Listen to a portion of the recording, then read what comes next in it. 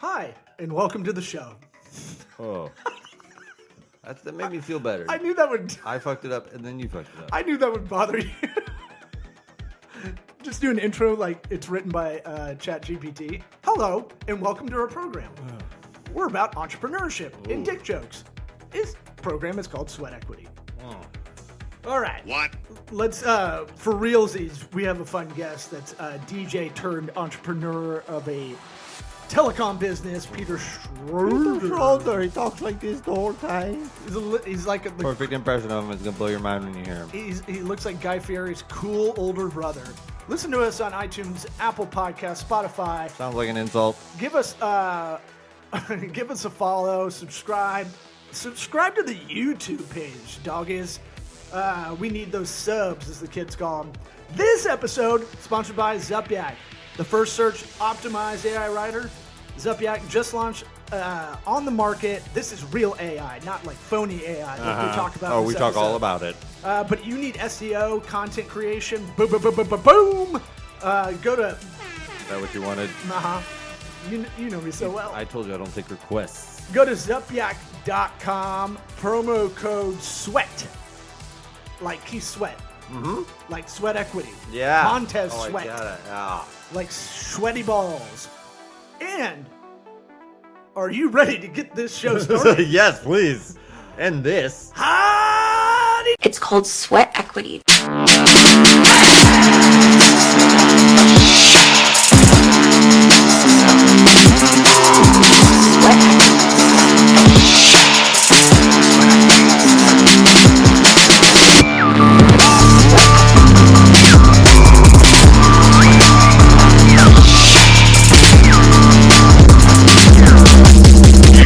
Listening to the Sweat Equity Podcast.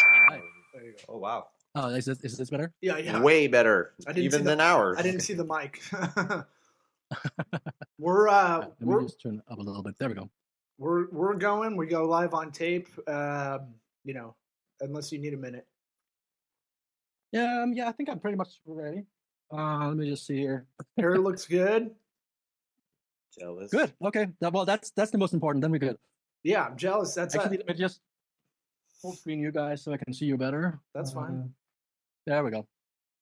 I mean, you may not want to. Yeah. Yeah, I know. I take that back. So we let, this is very charitable of us. We let the guests do their own plugs at the top of the episode because I can't read out loud and I mess them all up. So, and I just don't want it.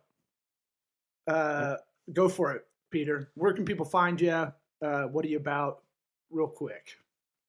PeterSchroeder.com is my website. There's links to everything in there and social media and email and all that jazz. And my company, that's Telsio.com, TELZIO. That's it. And you're the rare creative that's entrepreneurial, like real entrepreneurial business-wise. Not like you're a Instagram model. Yeah. Kind of thing. But you have a real life business. Well, there's people that say they're entrepreneurs and it's like, you own a hair salon. That's not the same thing. I mean, technically, yes. That's a bad example. I mean, technically, yes. But I'm saying like. Go back to the Instagram. Yeah. idea. I basically affiliate market and get in-kind payments for whatever landed on my doorstep. Yeah.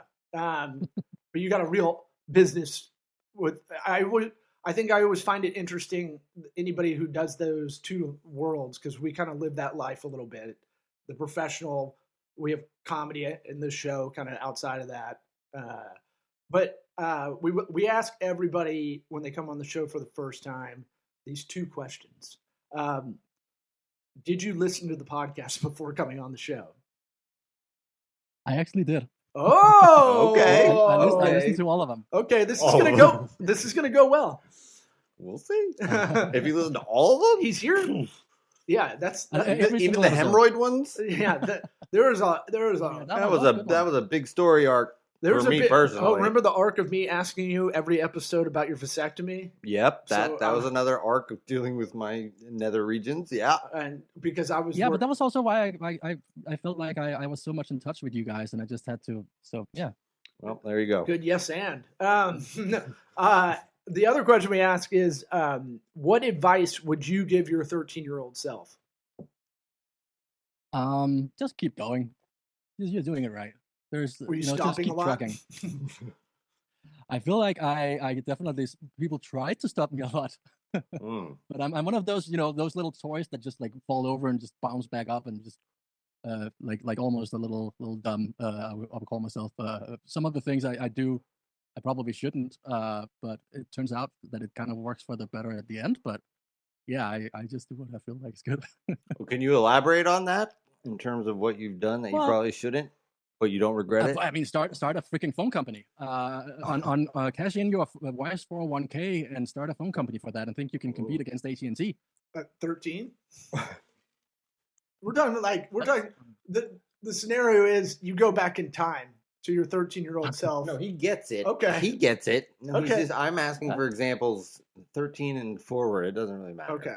Well, the 401k threw me You off. will not be docked points for that. I look, his hair is so coiffed. I always You're mesmerized. You're guys- not paying attention. Guys with a little silver It's going CGI. on. Well, we're jealous. Mine's on its last hurrah. Yeah. I'm jealous of the technical expertise to I do pull that also off. spend a lot of time in the morning, like sitting it, like at least 15 seconds. Hey, bud, you didn't have to Okay, tell we us didn't that. need We to like hear the that. we like the smoke. That you are getting I dock know. points for I'm that. just doing it to make it feel bad. So where are you at right now? You're international. You're from Denmark, correct? Yeah. Are you But I'm in Los Angeles now. Los Angeles? Nice. Mhm. How's the homeless out there? Nice, fun, Tent City. Yeah. Is it crazy? I don't know. No, not really. I mean, I've been here for 10 years now, and all I do is go between my house and the office, and that's pretty much it. I just had twin babies 2 years ago, so that just doesn't allow for going out or anything like that anymore. Yeah. Twins, yikes. Yeah, you're in the quicksand years. You never got to play man to man. Yeah. Zone right from the start. It's a soccer reference. Yes. Yes. Yeah, it works. I get soccer. Yeah. Okay. I'm No. from Europe. It transcends many sports. Well, talk to us about being a DJ. How do you get into being a DJ? One that gets paid, I'm guessing. Right. And what are you doing back there? We don't know with your this whole hands? world. What are you? I have the hack question of do you just press the space bar and let it go? But that's kind of a hack opinion. I'm sure there's a lot more work to it. But no, that's pretty much it. But before you get but there, you got to right? push it at the right time. Well, I think it's all preparation, though, right? Before you go in there. No, you just press space. Okay. No, it's been a fucking good easy. interview. See ya. No, I would say I started. I found out I wanted to be a DJ when I was 9 years old and saw some dude at a school dance, playing music for kids, and I was like, that's so freaking cool that he can just make people jump around just by playing some songs. So I knew I was going to do that. So just started playing at my friends' birthday parties with 2 cassette tape players, and eventually really? I turned 18. I was allowed to come into a club and play there, and I got my first gig, and then slowly from there. Yeah, I was always thinking your origin had to be like the old school turntables where you got to go back and forth. I mean, every party has the designated DJ, Yeah. Not professionally. And that's usually how it starts, right? That designated DJs. Yeah. When it goes on and gets real jobs. Yeah. I never thought of it like that.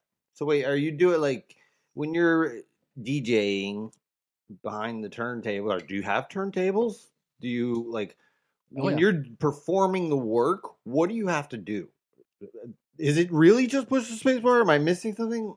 I see people doing stuff, moving the little thingies up and down and all that, but I don't know what's going on. Well, so I'm of the old generation, and I'm a DJ for the sake of DJing, not so much for being in the spotlight. Back then, when I started out, the DJ was one you put in the corner, and there was no light on him. It was just kind of hid away. If they could put him in the back room, they would do that. And I got into it because I just like the music and I like playing for people and giving them a good experience. But what you see today is much more the opposite. It's about seeing someone. It's an Instagram model, really. It's about who has the most followers. Those are the ones that get the gigs.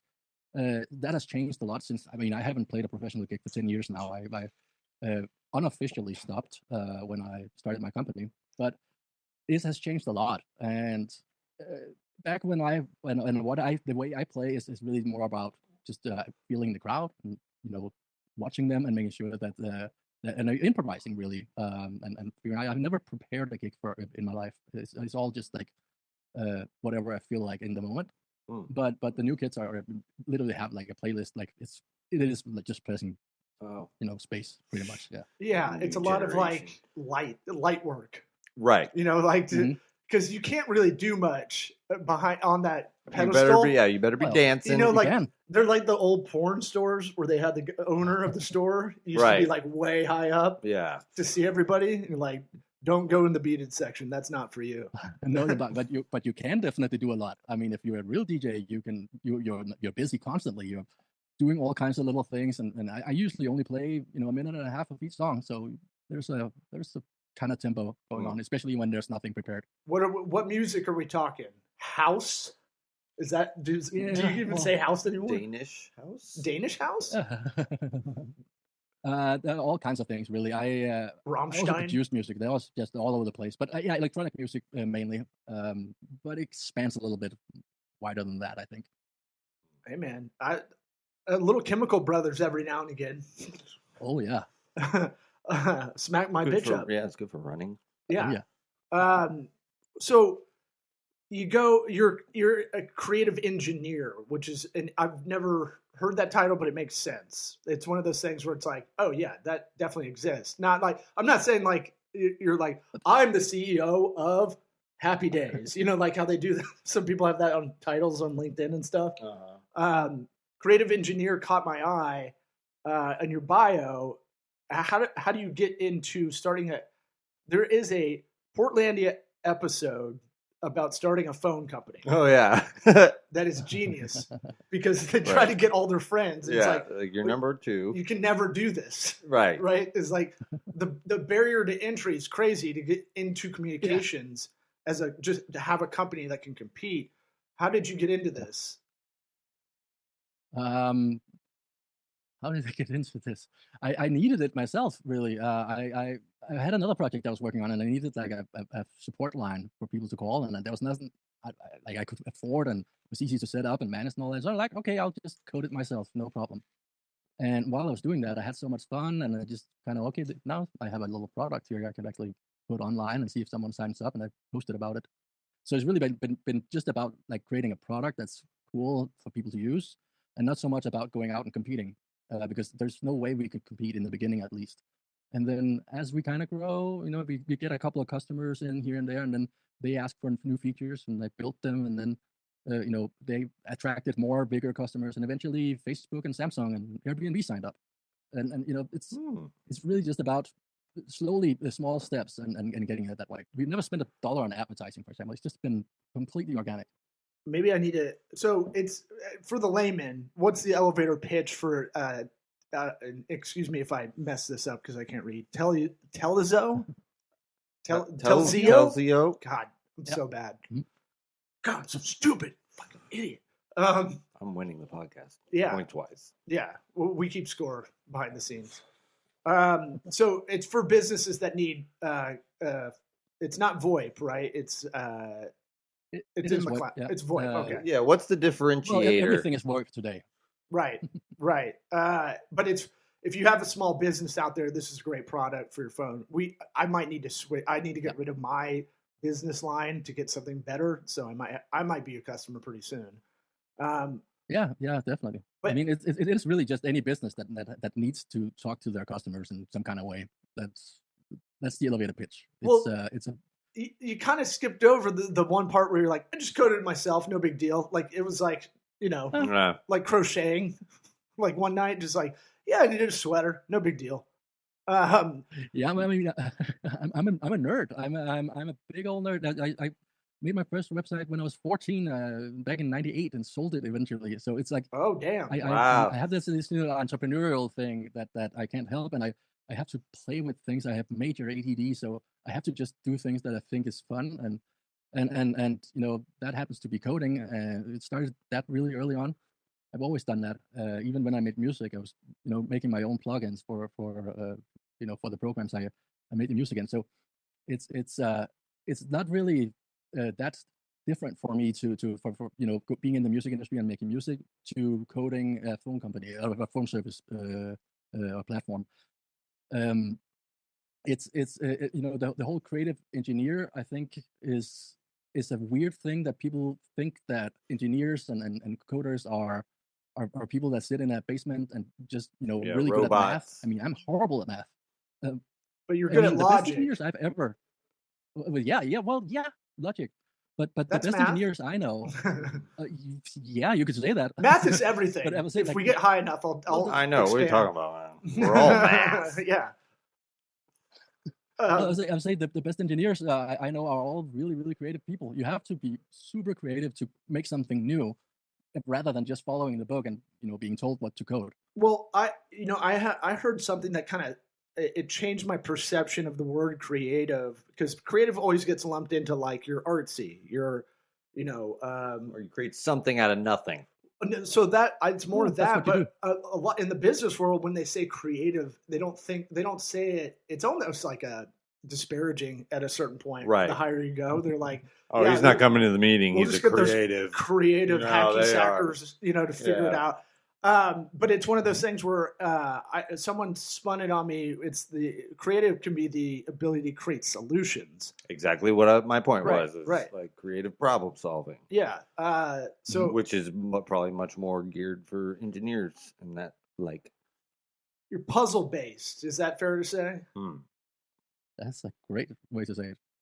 Yeah. I was in a job interview when my ex-wife was forcing me to get a full-time job, and I just did fake interviews. I was just like, yeah, I'll do this if you shut up for like 3 weeks. Because I had my own company, and I was like, if you just get out of the way, everything will be a lot better. All right, stay on track. But I went in, and someone reflected this back to me. They're like, you see everything as a puzzle. And I was like, oh, yeah. What do you I mean by guess. that? No, I was like, damn, I've never thought of it that way. And I feel like I can see it with a lot of people, because it's like, you're talking about you have ADD. Do you feel like you're able to hone that ADD like correctly? I feel like people go, I have ADD, ADHD, and I'm all over the place kind of thing. And it's like, I think you can really hone it if you're really interested in what you're doing. No doubt. That's the thing. It's a superpower to me.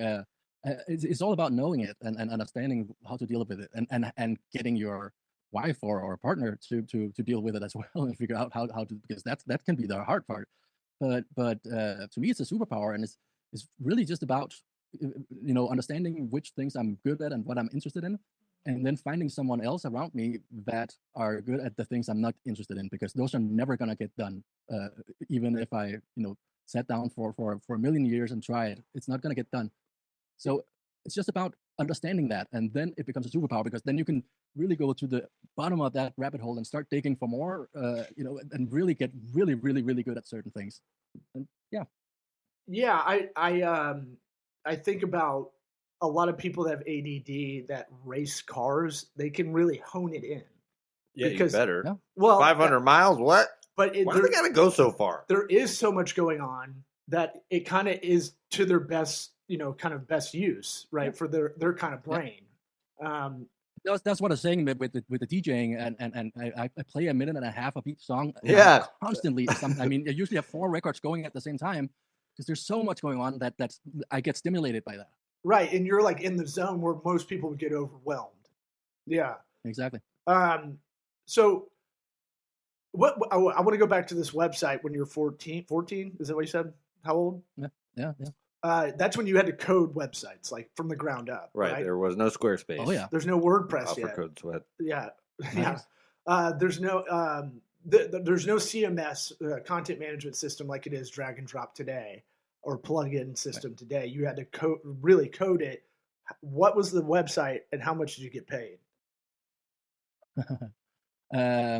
The website was a Danish, basically social media platform before there was social media for artists. Zuckerberg got your shit, like for or Tom from MySpace for kids that wanted to draw and paint. I have some friends that were really good at that, and I was like, okay, I'm gonna make a website so you can put that online, because that's what you do now. It's internet time. And then I want to get that sound up. And eventually I sold it to How much though? Or is it don't going to be remember. It was a in lot Danish compared marks and to we when won't you're know? 18 and just moved from home. Okay, that's a good amount. But so you've been entrepreneurial from jump. What did your parents do? My mom was an engineer and my dad was a drummer. Well, there you go. That was easy. Yeah. We figured it out. Survey says. Yeah. So back to your company, you've had it for 10 years, right? Massive competition in this sector, I would say. Talk to us about kind of scaling up. How does I talk to a lot of small, medium business owners or executives, and I kind of get ahead of this. I try to talk to them about their work-life balance because a lot of them are just overwhelmed, and the reason I'm there is because they're trying to grow, but they got too many things going on. What advice would you have anybody listening out there about scaling? I know you just kind of Can you give me some advice? Huh?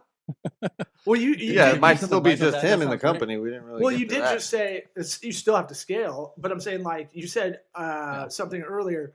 You know what you're not good at, and we say on this show a lot. Yeah. Know what you don't know, right? And then the action of that is find the people to delegate those things to. How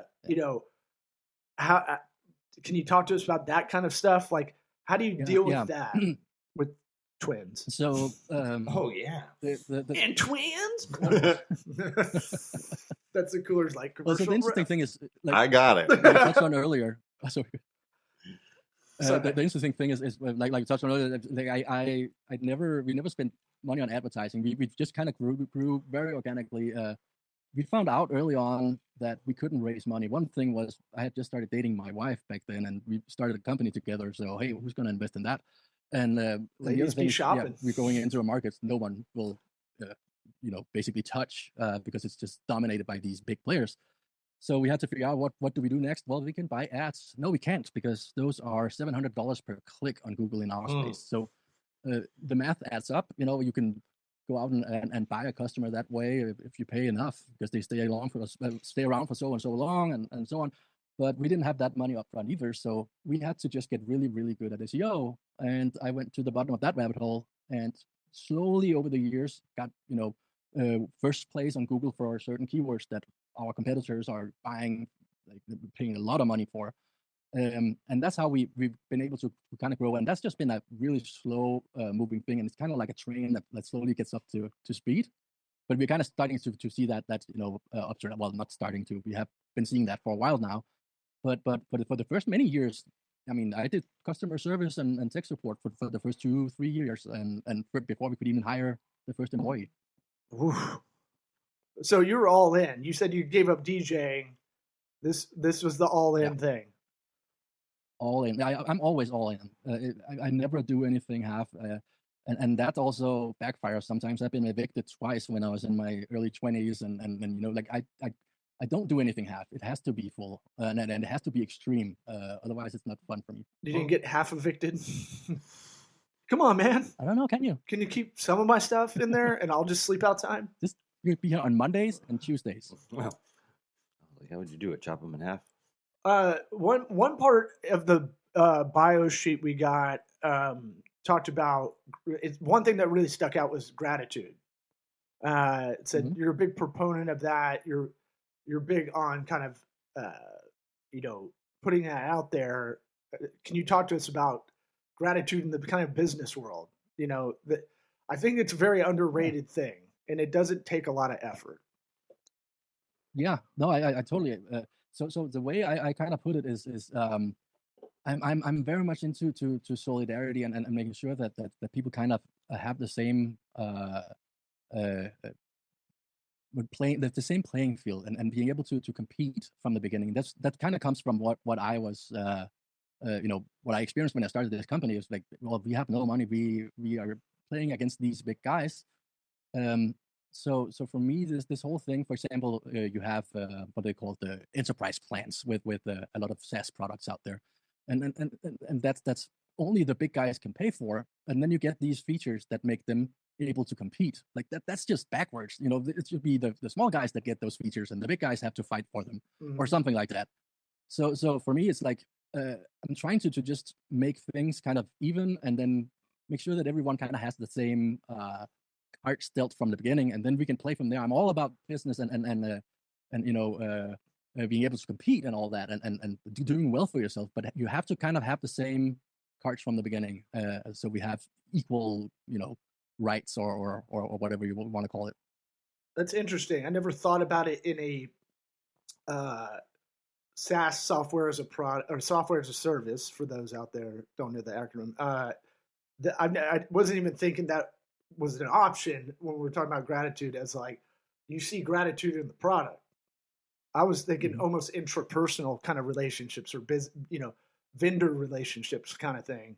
Well, this way it's outward. Mm-hmm. No, it's this way I've is never even heard better. that. I think. No, it's interesting. You know? It's like I didn't even. I think of that with some products maybe, but not with SaaS or an app or software, whatever you want to call it. That's interesting. By features, yeah, and it's one of those things that you see a lot, and luckily, I think there's a lot of more companies now that have started introducing just pay for the service and you have all the features. That's what we did when we started out 10 years ago. And in the beginning, we had to really explain it to everyone. And like, why is it better that I pay per minute and per text rather than an all-you-can-eat thing? Well, now people kind of start to understand why that's better, and we don't really have to explain it so much anymore. There's more and more companies that kind of introduce this model, and I think it's amazing. Yeah. You got anything? Well, I could see that. I mean, I could see that, like, people don't like to have different bills every day. They like to be able to budget things and know exactly what it's going to be. That is crazy, though. How does that work? You couldn't have just an even lower level, like, that would offer everything, that would still be, that somehow the math would work out that it's cheaper per text or call?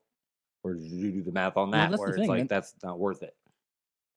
Yeah, I feel like the phone companies have been really, really good at explaining over the years why you should have this all-you-can-eat plan or this unlimited calling plan, which is way more expensive than if you just paid for the actual calls you make by far. So what we did was we just went in and say, okay, you pay for the minutes, and then you can create all the users, you have all the features, all of that stuff. Because for us, the more users you add to the plan, the more you'll be calling. And the more features we add to give you, the more you'll be using our platform and the more money we make. So it just makes sense for us to do that. It's not like it's a bad business for us, but it is cheaper for the end users at the end of the day. Not by a lot, but to a point where it is definitely, like, you can see that it's cheaper. Yeah, y'all's pricing model is interesting from the outside kind of looking in. It's on your website, it's pricing for businesses of all sizes and only pay for what you use, no user fees or startup costs. Yeah. And then you only have two options, really. You got small business and you got enterprise. And most people would do the psychological game of like, let's get three columns. We want them to get that middle one, or let's get 5 and hope they get that third or fourth one. And it's really kind of a shell game almost. Right. They do the thing where it's like they list all the things. Right. And there's 5 columns. The first, they're all the same up until here, and then you have to keep scrolling to see all the other stuff at the bottom. And your pricing is $50, not $49.99. Yeah, sure. I mean, you're not playing any of the psychological games on there. It's refreshing. We're not. Well, so actually, I would say the reason why we have enterprise on there in the first place is really not because enterprise is our target customer. It's not at all. It's because our target customer is a little bit bigger than, or our ideal customer, if you will, is a little bit bigger than small business. So we have a lot of startups as our customers, again, because it scales really well, the pricing. But we also have a lot of business with 500 to 1,000 employees and up. But those ones wouldn't sign up if we just wrote small business on our site. So we put enterprise on there to essentially show that it's for everyone. I turn into Larry David complaining when I think about what people classify as small business or a medium business or a large corporate enterprise business. Like, we can't come up with something. Like, everybody's definition's different. Yeah. Look, fucking Amex does Small Business Saturday, and it shows like a barista coffee shop in Portland, and you're like, do what you love. That's a local business. That's I wouldn't classify that as a small business, but technically it is a small business. So you got us on the marketing there. Small business is a very encompassing term. Right. I would call it a local Like, business. are you Nestle? You're a small business then. Are you? Yeah. Are you conglomerate that controls our food? Yes. Hey, thanks for explaining the joke. Yeah. I was trying to yes and you. It was pretty weak. I just thought I'd echo it. Peter, before we get out of here, any last words? Anything? This has been a silly kind of interview from our side, but talk to us about AI, because AI. We are I don't want to speak for Eric, but my thought is AI is the most fucked out term in marketing right now. It is like everything. Just a stickler for terminology. I know, but everything. I think you have to define what AI is. It has to have some AI element actually to it. It's like keto. You can put keto on fucking whatever you want. So like everything's keto. Well, I think it's spot on what you're saying. It has to be called something, and AI is a good term. He know he's from that Denmark. we have to have. He's in LA, bruh. Doesn't matter. Anyway, Wait. Sorry to interrupt. Say that again. Apologize. I was to say, like, you have to call it something, and I think AI is just a very easily to understand term for people that are not necessarily into computers or in AI and stuff like that. So we can't call it ChatGPT or even say those things out.